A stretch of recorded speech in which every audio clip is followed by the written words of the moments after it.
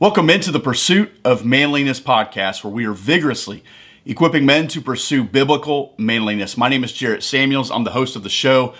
I want to start by thanking you for checking out today's episode. Now, whether you're listening to this on iTunes, Spotify, or wherever you grab your audio content, or you're watching this on YouTube, I want to encourage you to click subscribe. That way you never miss any episode. If you watch on YouTube, I want you to know that right now, just the Monday episodes will premiere on YouTube. The other two episodes on Wednesday and Friday go to our audio-only audiences. So make sure you click subscribe on those places as well. Now, at the beginning of this episode, I want to encourage you to check out The Herd. The Herd is essentially a one-year subscription to the Pursuit of Manliness. It's a community built without community. It's a group of men who say, I want to support the ministry, but I also want to get some things in return. It's built without Facebook and Instagram and Twitter and all those things. These are guys who essentially are supporting the ministry all across the globe. The Herd is a one-year subscription that begins whenever you register. There's no Bible study. There's no reading plan. Essentially, when you sign up for the Herd, you will get the Herd camo hat that I'm wearing right here. You're going to get a Herd PVC patch, decal, pin. You get a sample of Armored Nation coffee. You get a sample of Dark Water Wood beard oil. Both of those men are sponsors of the podcast, and you get a little bit more. It's essentially a way of saying, hey, I want to give you something in exchange for your support of this ministry.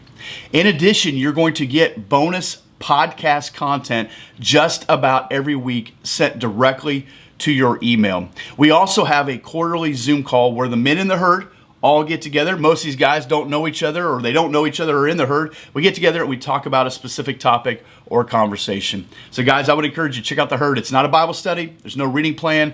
It's just men who want to support the ministry and get some things in return. It's time for today's conversation. Sure. God, thanks for today. Thank you for the ability for us to connect through technology. And the topic we're just about to discuss is incredibly important.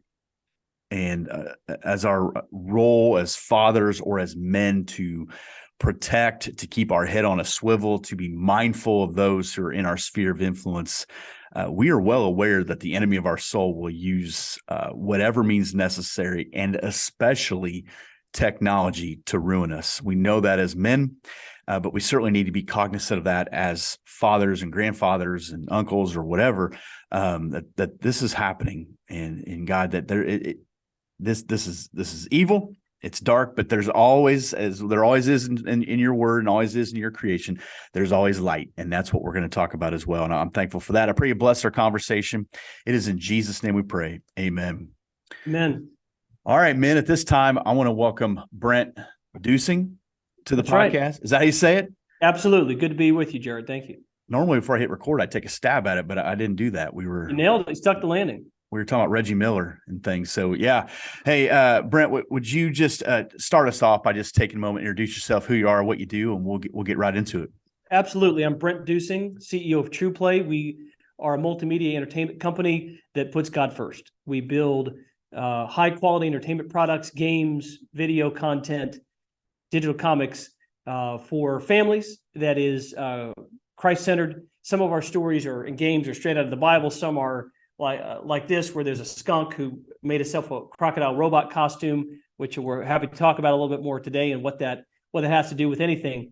But that's what we're all about, is really bringing positivity and hope and God's truth to a whole entire generation of children in the world who need it, that don't have it. You know, we have a couple different problems, probably a few of them, or maybe there's more than I'm not even considering, but in front of us. We have a lot. We have a lot in our culture. I thought you were talking about me. No, no, we do. As far as there's so many dynamics around this when you approach the electronic world. You know, we know men individually, it has been a blessing. It has been a curse. It has been a source to unite and strengthen, and it's been a source of ripping marriages apart and ruining lives. And our kids are certainly not immune to this. Let's start with this. How did you get into doing what you're doing? Yeah, I started out my career actually in venture capital, of all things, in Silicon Valley in 2001. It was actually my first day of work was 7 days before September 11th. It's crazy times. Started out as a tech entrepreneur, started my first company when I was 26, a company called Cellfire. You probably might not know the name, but you might have used it if you ever shopped at a Kroger or a Safeway. They say use your cell phone to save money, use digital coupons.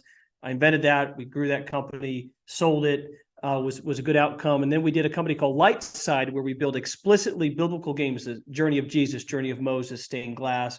We had over 7 million people play those games globally. And about 4 years ago, I was asking myself, well, what am I going to do with the rest of my life? And I was bothered by what I was seeing. I was bothered by the fact that, anxiety, suicide, and depression rates are all-time highs for kids. I was bothered by, you just mentioned this, the average male in this country is exposed to pornography when he's 11 years old. And 4 years ago, it was 13 years old. So it continues to deteriorate. I'm bothered by all the kind of aggressive, toxic content pushed on children. And the worst stat of all is that the average, so 62% of Americans over 40 believe in God. That's actually pretty good, but only 32% of children in America. And it's because of all the messaging that they're receiving.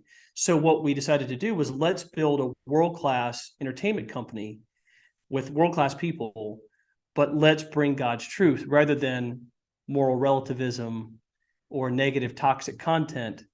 Let's bring the truth that, essentially we were created on, that we were created to be. So you talk about the average young man's exposure to pornography is 11. I mean, the average. That means, it could be much lower than that in some cases. Naturally, it has to be, and then higher. And it hit me today, just not even thinking about this conversation, but I think for some reason, my generation, I'm 47. So my generation, I feel like we've spent so much time trying to make ourselves, either fix ourselves, repair ourselves, duct tape ourselves, or whatever. I don't know what that is, but it feels very like I have to fix me. I'm working on me. I want to be better steps of me, to the point I feel like we've neglected our children. We forget that we have a divine responsibility to pour into the next generation, even outside of all these other things. And so what happens when these kids are drastically overlooked and left essentially unattended and then to their own devices? You're absolutely right, Jared. I mean, I'm 44, so we're both Gen X, late Gen X, and we were the ones who suffered from the divorce epidemic, right? That was everything that happened with the baby boomers. That's really when it started. If you look at the stats, and it was you and I and our, the children of our generation that were really the biggest victims of the divorce epidemic, right? And then, as you said, there has been a lot of self-help, which I think there's a lot of merit to, actually. But I think the problem is this: if you talk to a lot of people and you really get to know them and you start to dig into their life, a lot of times their past trauma say, well, my childhood was this, my parents didn't do that for me, and when I was a kid, somebody did this to me, and they're still angry about it, they're still upset, and I understand that. I'm not overlooking that. But here's the problem: we're the adults in the room, right? We're the ones responsible, and it's very clear from the way any society has ever been built in the history of mankind. The adults are supposed to raise up children in a healthy way. And if they don't, the whole society deteriorates.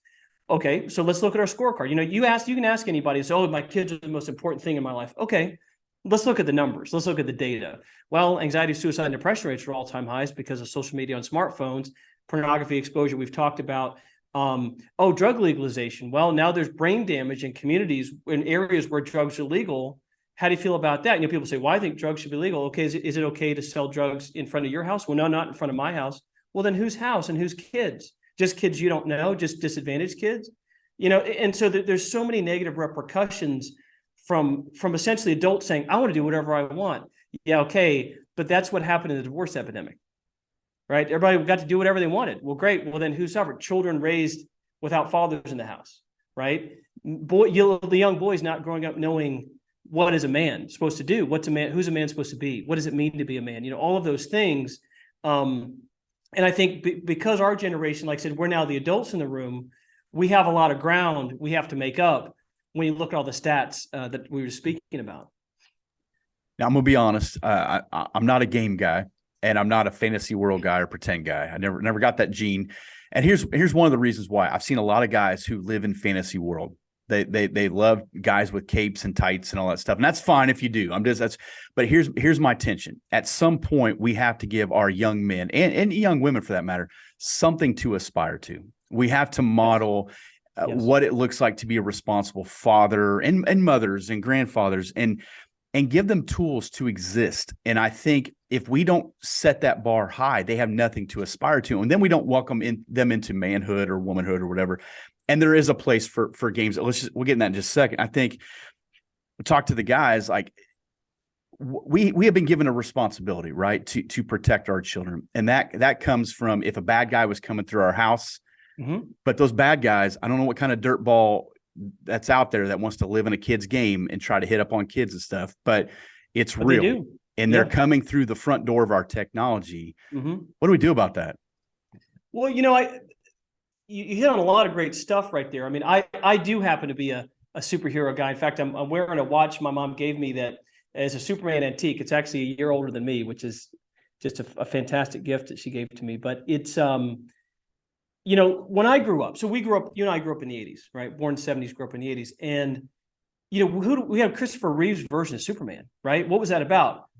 Truth, truth, justice, the American way, right? Always doing the right thing. Superman 2, in my mind, is still one of the greatest superhero movies of all time because he falls in love with a woman. He gives away everything, every power he has, so he can live the life he wants to live that fulfills his heart.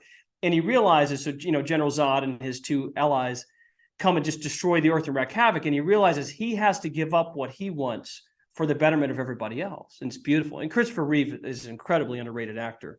So they did a phenomenal job showing young boys, hey, you've got to step up. Look at our grandfathers, the ones that fought World War II. I don't know about you, but one of my grandfathers fought in the Pacific Theater. The other one helped run supplies from New York so that the supplies got to Europe from America. Obviously for the war effort, had to move to New York, disrupted his life, but he never complained because everybody was in, because that's what men did, right? And so I think. Look, obviously, our biggest role model in superhero is Jesus Christ. There's no question. But there are also, I think, superheroes can be used in a positive way. I think it just depends on what the message is and what you're driving at. Now, I agree with you. You can have people get so sucked into fantasy that they almost neglect their entire life because they play pretend all the time, which is your point. And that is true. But there's also a healthy balance. Every culture used to, had stories and it used to be, of course, people telling stories orally or written stories. Now, of course, there's so many multimedia opportunities to tell stories, which is why we do what we do. But I think it begins with setting values that are really, timeless and beneficial out of God's truth, and then bringing people in to that in a way that engages them. And essentially, that was what the best of, for example, what Superman was doing in the 80s.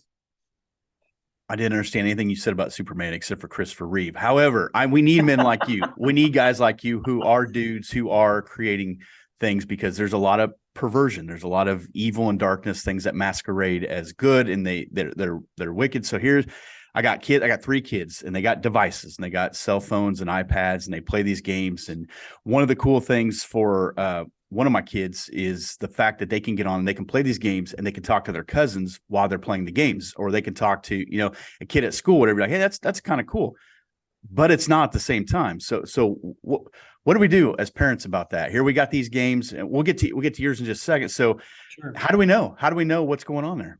It's funny because when we were talking earlier about porn exposure and the exposure to awful content and things, and the response from platforms and content makers is usually, oh, well, parents, that's up to parents. Parents should just do a better job. Parents should be responsible. Oh, there was a school shooting, and there was a guy who was playing violent video games. The Uvalde shooting, which happened 2 hours away from this office, he was playing violent video games.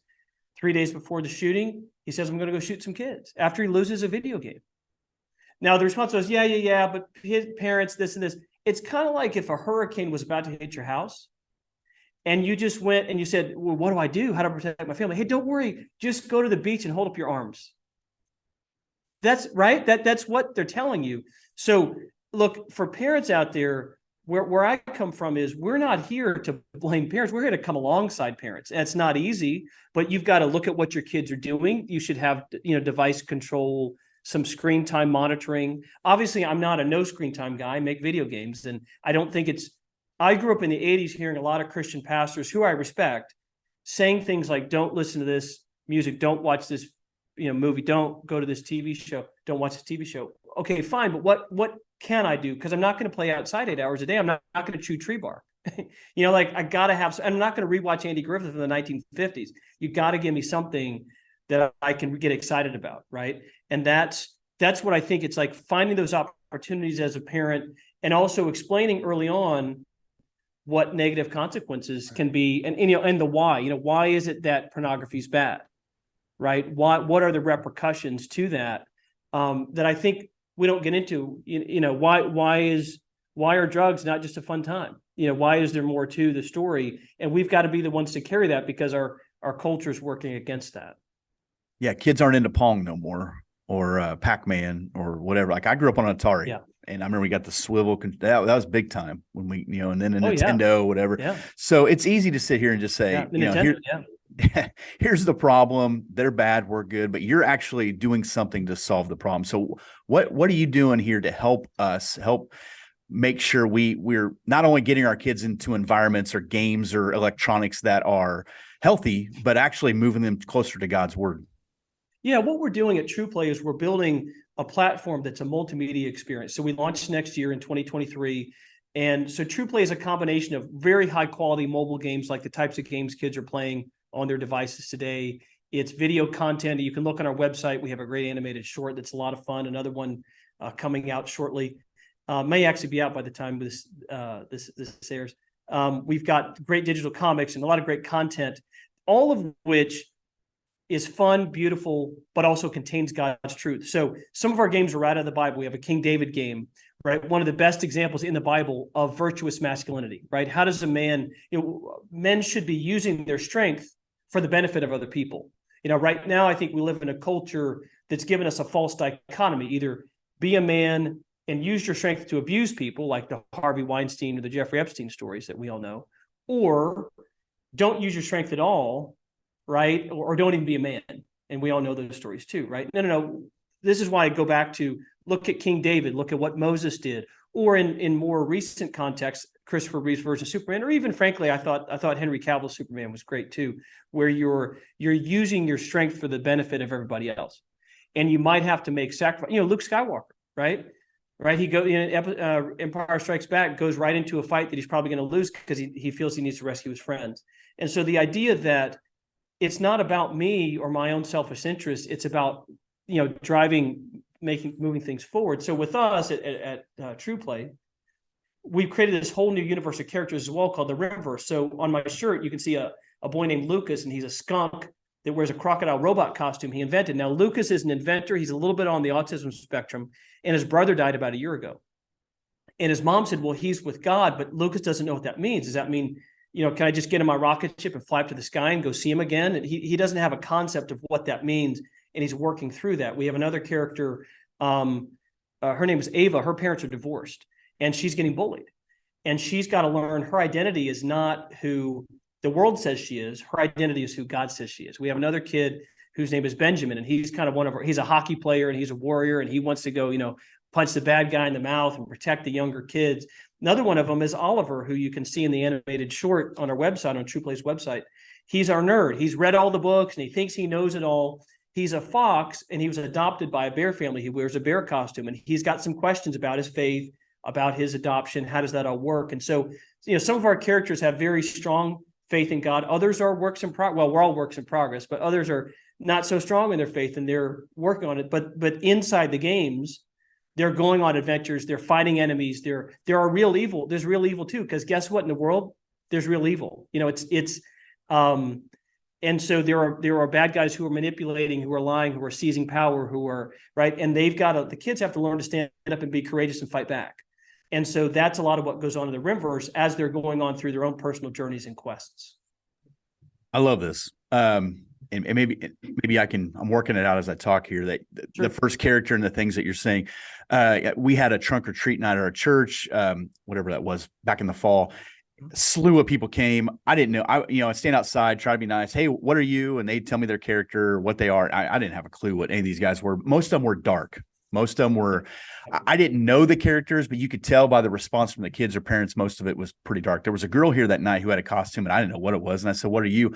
She had created a character, and she's writing a book making up her own story. And she had the whole storyline. And so everything you just described to me goes right along with what that girl had said that night. And I think this is what I tell my son. You're watching people live. You need to go live. Like you're watching these guys do things that you should be doing. And so I think the way I understand what you just described there, what you've created is storylines that kids can see themselves in, whether it's autism, divorce, working at your faith, whatever, facing evil, and they can place themselves within that story and then go do it, which is what the Bible does to us. That's right. That's right. If you read the Bible, the only perfect one's Jesus. Everyone else is a flawed person. Why? Because all of us are. Right. I heard a pastor say one time, God never uses perfect people. You know why? Because they don't exist. He doesn't have those on his team. Right. He uses it. All of us are imperfect and we all have things. And so rather than kids feeling guilty and inadequate and shamed, which is essentially what social media does, or I'm going to create this false identity because of social media and cultural and peer influences.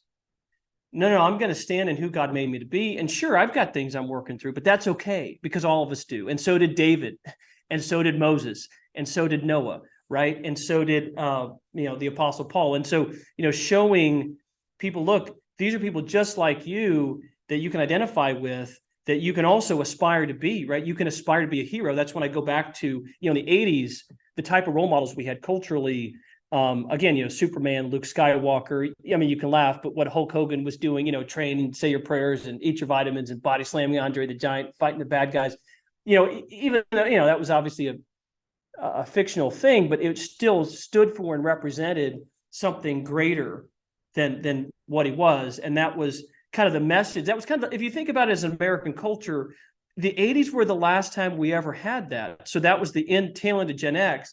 And since then, you've had a whole generation of millennials and now the new generation of Gen Z, my kids, your kids, that need those positive role models. And what is God's truth and what is your identity and who did God make you to be and what is your life's purpose? And by the way, stand up and battle back against evil.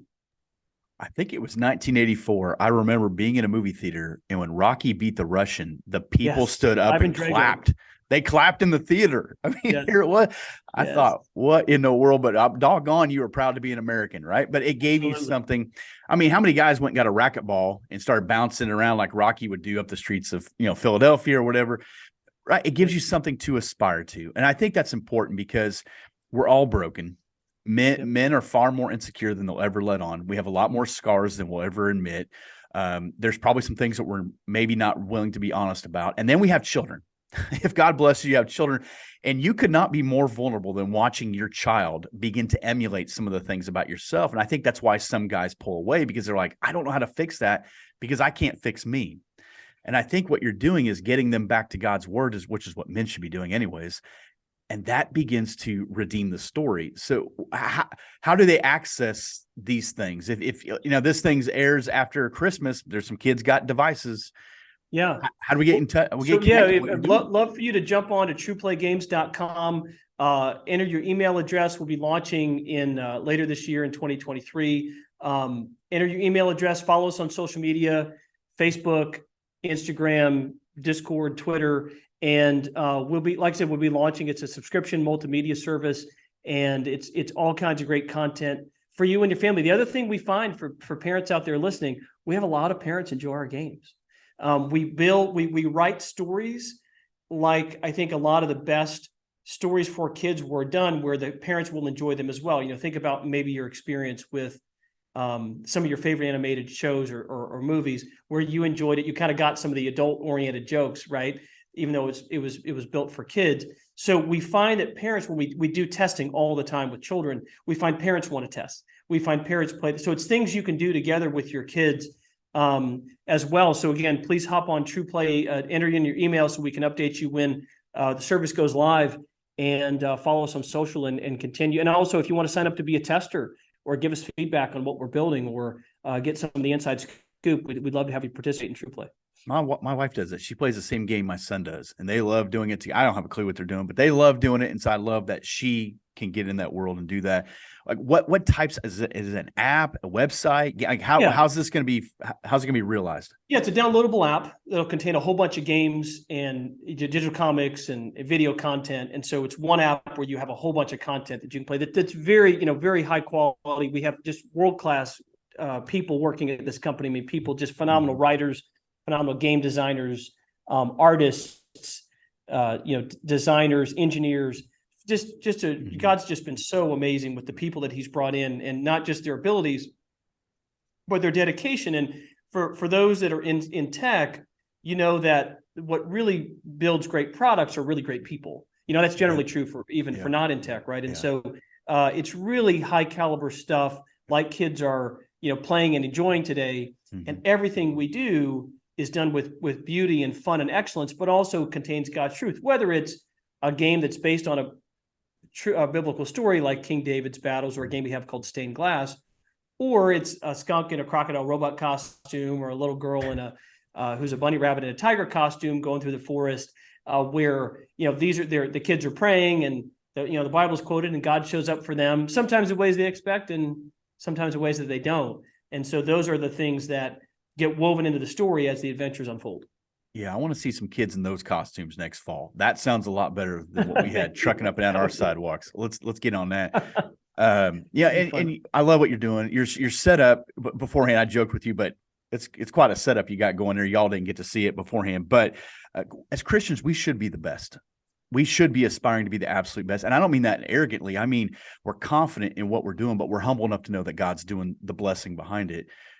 I hope you are the absolute best. I hope the Apple wants to figure out what in the world is going on, or whoever figure out what, because as Christians, we need to support other people that are doing what you're doing, and we should aspire to be the best and never apologize for it. And our kids deserve it. So Brent, thank you for doing that. One more time, man. Where do we get connected with you guys? Yeah, well, I appreciate it. You go to TruPlayGames.com and follow us on social media. We're on Twitter, Facebook, Discord, Instagram, YouTube, TruPlay, TruPlay.